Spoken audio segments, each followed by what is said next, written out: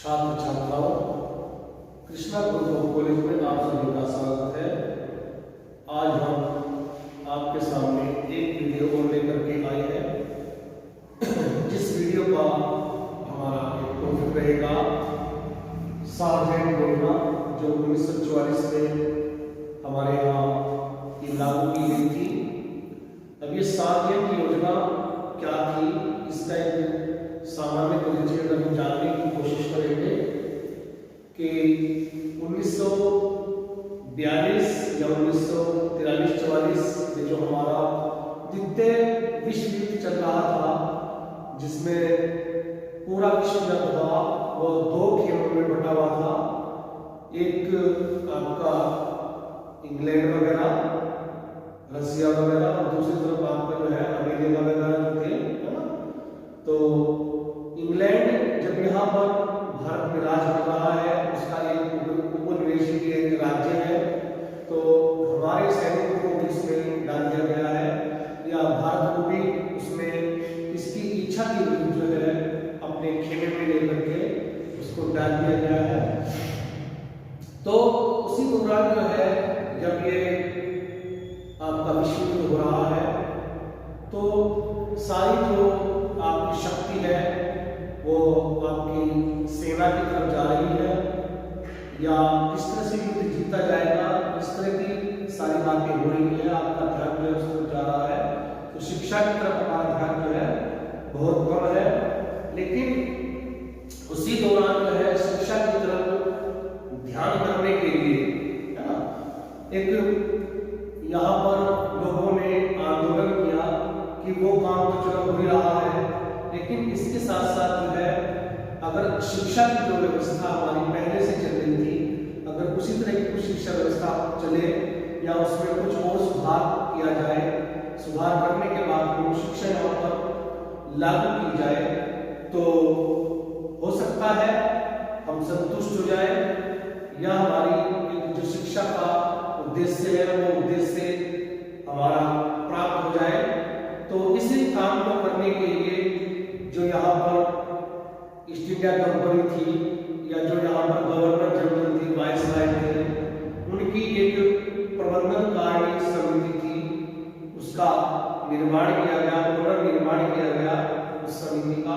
और उस समिति ने जो आपका केंद्रीय शिक्षा सलाहकार बोर्ड था, उसको आदेश दिया कि भारत के लिए एक ऐसी शिक्षा योजना तैयार करें जिससे भारत में एक ऐसी शिक्षा का विकास किया जा सके जो ब्रिटेन के समान हो या ब्रिटेन जैसी हो, जिसके द्वारा भारत को ब्रिटेन की तरह सभ्य और विकसित बनाया जा सके। तो बोर्ड ने जो आदेश दिया, जो गवर्नर जनरल ने आदेश दिया था, केंद्रीय शिक्षा सलाहकार बोर्ड ने उस आदेश को माना है या उसका पालन किया है और अपनी योजना तैयार की। तो कुछ विद्वान इसी आधार पर उसे एक केंद्रीय शिक्षा सलाहकार बोर्ड रिपोर्ट भी कहते हैं, और चूंकि उसके जो अध्यक्ष रहे हैं वो आपके सर जॉन सार्जेंट थे, इसीलिए इसको एक सार्जेंट योजना के नाम से जाना जाता है। और सार्जेंट योजना जो 1944 में अपनी रिपोर्ट इन्होंने प्रस्तुत की है, तो इसीलिए इसको सार्जेंट योजना कहा जाता है, क्योंकि उसके अध्यक्ष ये सर जॉन सार्जेंट के नाम से जाने जाते थे। अब हम देखते हैं कि इस सार्जेंट योजना को कुछ कार्य क्षेत्र दिया गया था कि आपको इन चीजों की जांच करनी है, इन चीजों का सर्वे करना है। यहाँ पर कौन कौन से पॉइंट्स थे उसको हम देखते हैं। सरकार ने केंद्रीय शिक्षा सलाहकार बोर्ड से यह अपेक्षा की थी कि नंबर 1, वह संपूर्ण देश की प्राथमिक शिक्षा से लेकर के उच्च शिक्षा तक जितने भी सरकारी और गैर सरकारी जो स्कूल चल रहे हैं उनकी शिक्षा की पूरी स्थिति का जो है गहराई से अध्ययन कर रहा है, उसकी वास्तविक स्थिति जो है वो बतानी है। दूसरा यह था कि वह यह भी देखे कि देश में जन शिक्षा, विकलांगों की शिक्षा, स्त्री शिक्षा या व्यवसायिक शिक्षा, जिसको हम औद्योगिक और प्रौद्योगिक शिक्षा कह सकते हैं, और टीचर एजुकेशन, उसकी स्थिति क्या है, उसके बारे में भी आपको जांच करनी है। तीसरा जांच के विषय में किया है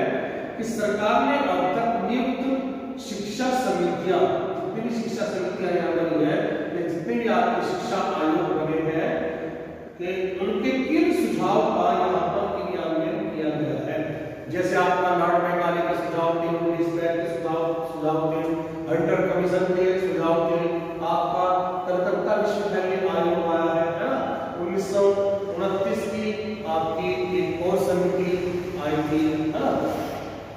तो इन सब समितियों ने, इन सब आयोगों ने जो है जितने भी अपने सुझाव दिए थे, उन सुझाव को कहाँ तक माना गया है, कितना उन पर प्रयास किया गया है, कितना उन पर एग्जीक्यूट किया गया है, तो ये भी जांच करनी है।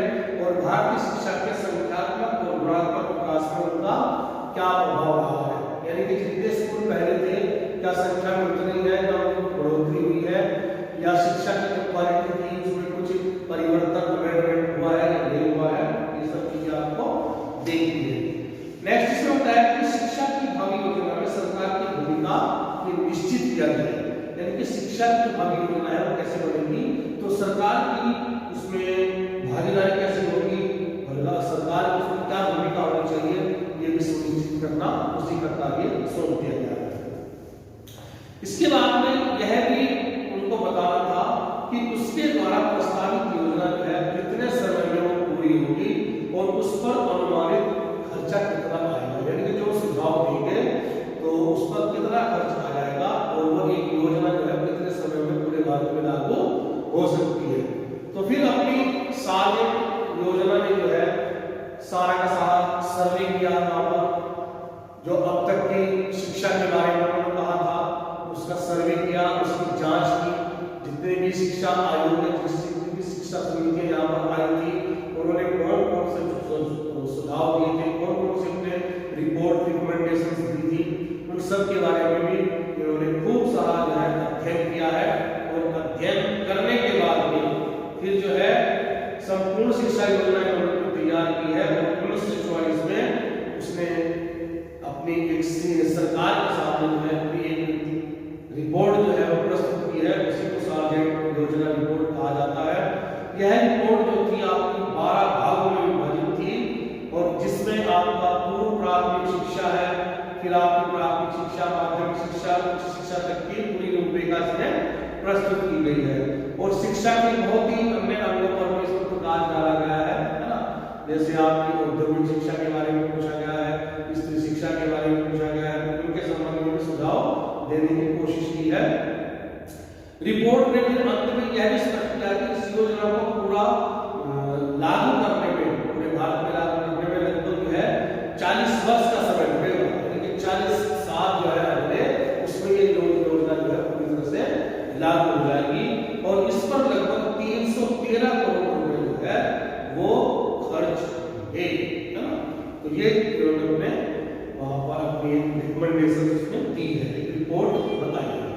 अब रिपोर्ट के अंतर्गत सार्वजनिक योजना के कुछ सुझाव प्रस्तुत किए गए हैं।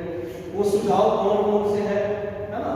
प्राथमिक शिक्षा से संबंधित क्या सुझाव है, पूर्व प्राथमिक शिक्षा से संबंधित क्या सुझाव है, माध्यमिक शिक्षा, उच्च शिक्षा, उनका प्रशासन, उनका कंट्रोलिंग किस तरह से हो जाएगा, है ना। ये सब चीजें उन्होंने इसमें बताई है। आपकी औद्योगिक शिक्षा है, तकनीकी शिक्षा है ना, इन सब चीजों के जो बुद्धि वाला है या विज्ञान वाला है उनकी शिक्षा के बारे में है। छात्रों छात्रा का स्वास्थ्य अपने सामाजिक जीवन के लिए क्या सुझाव होने चाहिए, उनके लिए कुछ सामाजिक विज्ञान के लिए मनोरंजनात्मक विज्ञान होनी चाहिए, है ना। और शिक्षक प्रशिक्षण जो है उसके बारे में बहुत सारे सुझाव दिए हैं। तो सबसे पहले हम जो सुझाव पढ़ेंगे वो प्रशासन संबंधी सुझाव पढ़ेंगे, यानी कि शिक्षा का प्रशासन किस तरह से किया जाना चाहिए। इन्होंने बताया है कि उच्च शिक्षा एवं उच्च औद्योगिक शिक्षा का जो प्रशासन है अखिल भारतीय स्तर पर हो, यानी कि ऑल इंडिया लेवल पर होना चाहिए।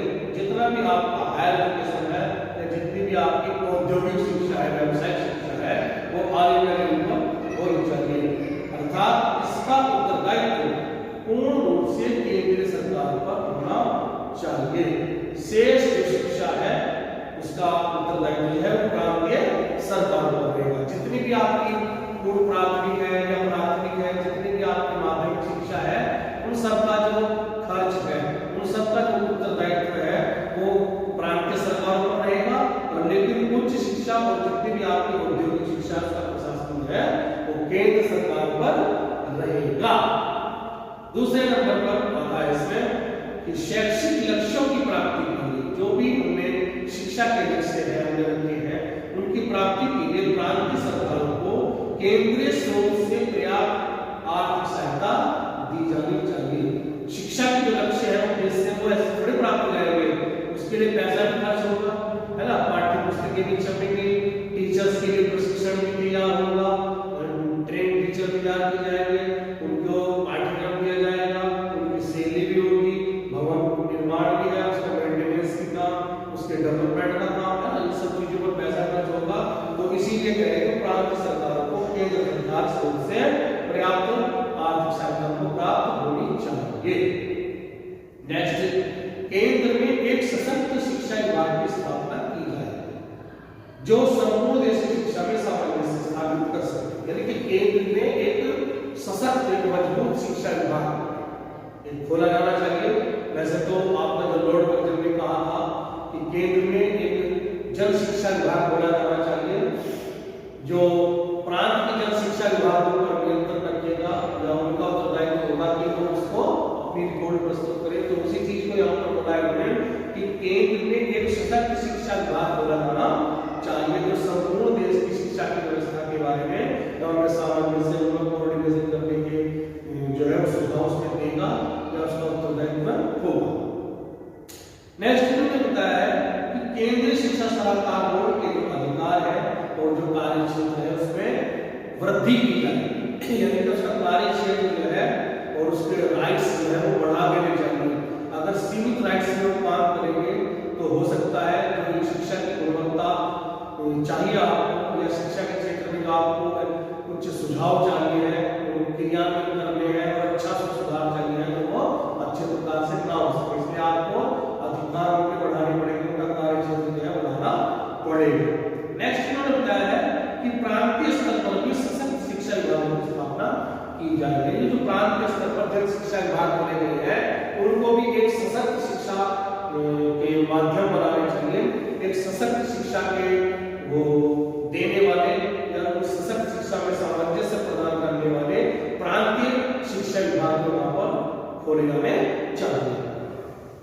नेक्स्ट इन्होंने बताया है कि प्रांतीय सरकारों को जो एक्शन स्थानीय निकायों से शिक्षा की व्यवस्था अपने हाथों में ले लेनी चाहिए।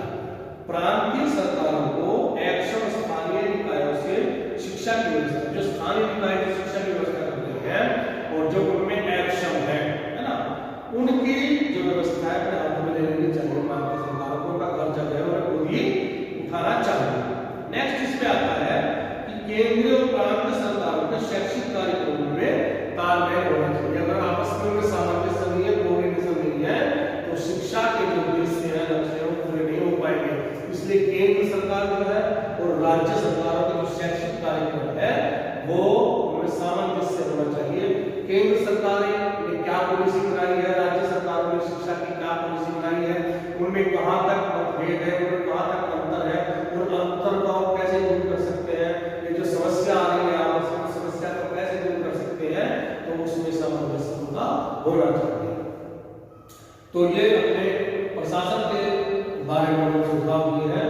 फिर आता है आपका पूर्व प्राथमिक शिक्षा से संबंधित कुछ सुझाव है, यानी कि पूर्व प्राथमिक जो हमारी प्राथमिक शिक्षा होती है कक्षा 1 से कक्षा 5 तक की, उससे भी पहले की कोई शिक्षा होनी चाहिए ना, उसको पूर्व प्राथमिक शिक्षा कहा गया है, प्री प्राइमरी एजुकेशन। जैसे आपकी इंग्लैंड में वहां पर कोई शिक्षा चलती होगी, यानी कि 3 साल से 5 साल तक का जो पीरियड है बच्चों का 3, 4, 5 है ना, ये 2-3 साल है, तो इसमें nursery, pre nursery, KG, LKG जो वर्तमान में चल रही है तो ये आपकी प्री प्राइमरी एजुकेशन ही कहलाती है। तो उसके बारे में भी इन्होंने कुछ सुझाव दिए हैं, अब इसके बारे में हम जानेंगे। बोर्ड की सम्मति में किसी भी देश की शिक्षा योजना में शिशु शिक्षा की बहुत ही व्यवस्था अच्छी तरह से होनी चाहिए। इस संदर्भ में उन्होंने विभिन्न प्रकार के सुझाव में दिए हैं।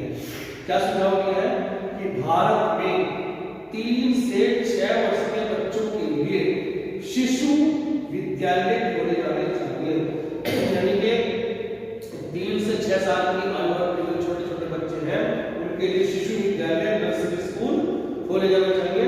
प्रारंभिक ये व्यवस्था कम से कम 10 लाख बच्चों के लिए होनी चाहिए, यानी कि कुछ बच्चों के लिए होनी चाहिए और बाद में सफलता मिल जाए तो फिर इसको हम पूरे देश में लागू कर सकते हैं। दूसरा इन्होंने बताया है कि जिन नगरों में शिशु संख्या अधिक है ना, वहां अलग से शिशु विद्यालय खोले जाए और कम संख्या वाले क्षेत्रों में उन्हें प्राथमिक विद्यालयों के साथ जोड़ देना चाहिए। यानी कि जो हमारे प्राथमिक विद्यालय पहले से खुले हुए हैं, अगर वहां पर छात्र छात्राओं की संख्या ज्यादा नहीं है तो उनको प्राथमिक विद्यालय से जोड़ करके ही काम चलाया जा सकता है। अगर बच्चों की संख्या ज्यादा होगी नर्सरी के बच्चों की, तो उनके लिए अलग से विद्यालय, शिशु विद्यालय जो है वो खोले जाने चाहिए। और ये नेक्स्ट बताया कि सारी शिक्षा जो है फ्री एजुकेशन होनी चाहिए, निःशुल्क शिक्षा होनी चाहिए। नेक्स्ट उन्होंने बताया है कि इस स्तर पर बच्चों को सामान्य ज्ञान के साथ साथ सद्व्यवहार और सामाजिक बोध की शिक्षा दी जानी चाहिए। यानी कि छोटे छोटे बच्चे हैं, 3, 4, 5, 6, 4 आयु वर्ग हो गए, 3 साल, 4 साल, 5 साल, 6 साल, है ना। तो उसमें कह रहे हैं कि इसमें सामान्य ज्ञान देना चाहिए, एक ब्रीफ में छोटा छोटा सामान्य ज्ञान, और उसके साथ साथ सद्व्यवहार क्या होता है और सामाजिक समझ क्या होती है, उसकी शिक्षा इनको दी जानी चाहिए। नेक्स्ट उन्होंने बताया है कि शिशु विद्यालयों में केवल महिला अध्यापकों की नियुक्ति की जानी चाहिए और ये अध्यापिका विशेष प्रशिक्षण प्राप्त होनी चाहिए। देखिए छोटे बच्चे होते हैं, उनका हृदय कोमल होता है ना, तो वो एक झिझक जो उनके अंदर होती है, या एक डरावनापन उनके अंदर जो होता है, या एक शर्मिलापन उनके अंदर जो होता है, उसको जो है एक महिलाएं अच्छी तरह से उसको समझ सकती है। तो महिलाएं मन कोमल हृदय होता है, उनके अंदर भगवान ने जो प्रेम की भावना दी है, सहयोग की भावना दी है, करुणा की भावना दी है, उसी लिहाज से वो कह रहे हैं कि जो नर्सरी के जो बच्चे हैं उनको सिर्फ महिलाएं अध्यापिकाएं पढ़ाएं और वो भी एक विशेष प्रशिक्षण प्राप्त महिलाएं ही होनी चाहिए। नेक्स्ट उन्होंने कहा है कि इन नर्सरी स्कूलों में शिशुओं की जो उपस्थिति है वो अनिवार्य नहीं होनी चाहिए।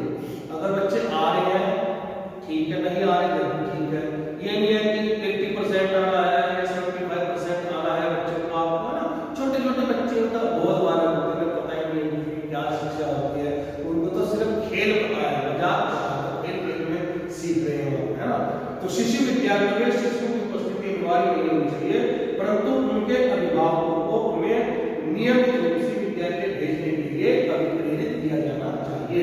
लेकिन फिर भी जो है उनके जो गार्जियन है, माता पिता है, उनको प्रेरित करके रहना चाहिए कि आप जितने ज्यादा से ज्यादा अपने बच्चों को स्कूलों में भेजोगे उतनी ही उसको लाभ मिलेगा, उतना ही उसको महत्व उसका समझने की कोशिश करेंगे, इतना ही वो एक परिपक्व हो जाएंगे, इतना ही वो सामान्य ज्ञान प्राप्त हो सकेगा। कम से कम